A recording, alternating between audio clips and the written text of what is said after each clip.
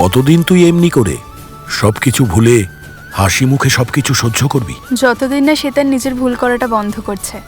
তুই বাবা, তুমি তো জানোই ও একটু সবার থেকে আলাদা। আর এমনিতেও তুমি বলো না হাতের 5টা আঙুল তো সমান হয় না, তাহলে ও আমার মতো কিভাবে হবে? তোর সাথে না কথায় কেউ পারবে না রে মা। এই, আমি তো পুরো ভুলে গেছি। কি? দাঁড়াও,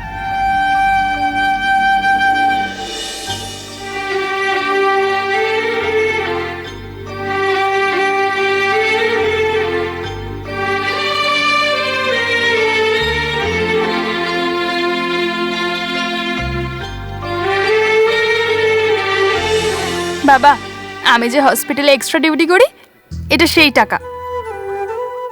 আরে মা, আমি টাকা দিয়ে কি করব? বরঞ্চ তুই নিয়ে যা, তোর ঘটে রেখে দে। আমার কাছে রাখার একটুও জায়গা নেই, তুমি রাখো।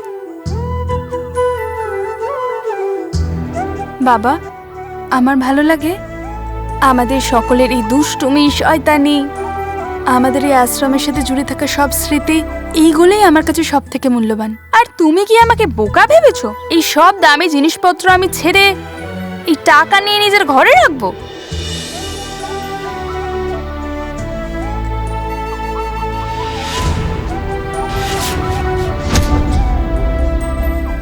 আরে মা, তোরও তো কিছু স্বপ্ন আছে না?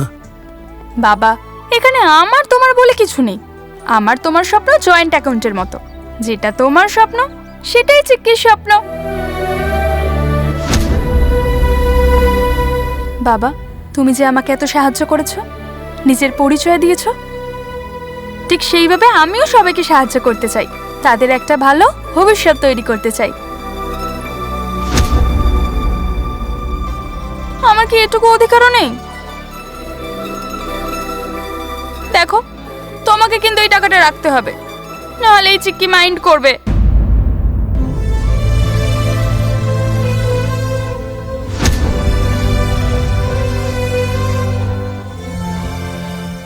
দেখো, সকাল সকাল সেন্ডি করে দিও না, আমাকে আমার খরচা দাও। খরচা? হ্যাঁ বাবা, আমার পকেট মানি। আরে মা, এসব তো তোর রোজগার, এটা তো তোর লাগবে। আমি চাই সব মা বাবা তার ছেলে মেয়েদের ঠিক যেইভাবে পকেট মানি দেয়, ঠিক সেরকম ভাবে তুমি আমাকে দাও।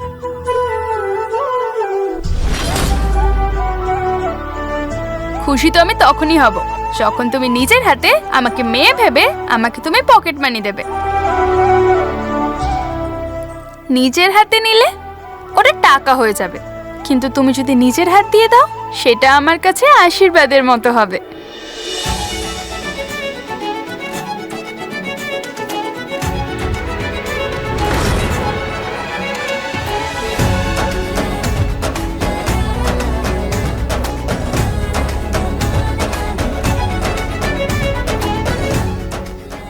নে।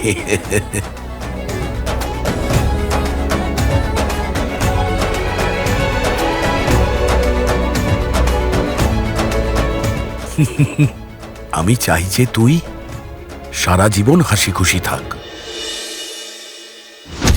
এই চিকি তো এখানে নিজের রাজত্ব খুলে বসে আছে, যাকে কেউ কোনো কিছু বলতেও পারবে না। আর বাবা তো পারলে পুরো আশ্রমটা চিকির নামেই করে দেয়। কিন্তু চিকি, তুই এবার দেখ, তোকে আমি কি সুন্দর করে আশ্রম থেকে না আউট করে দিই।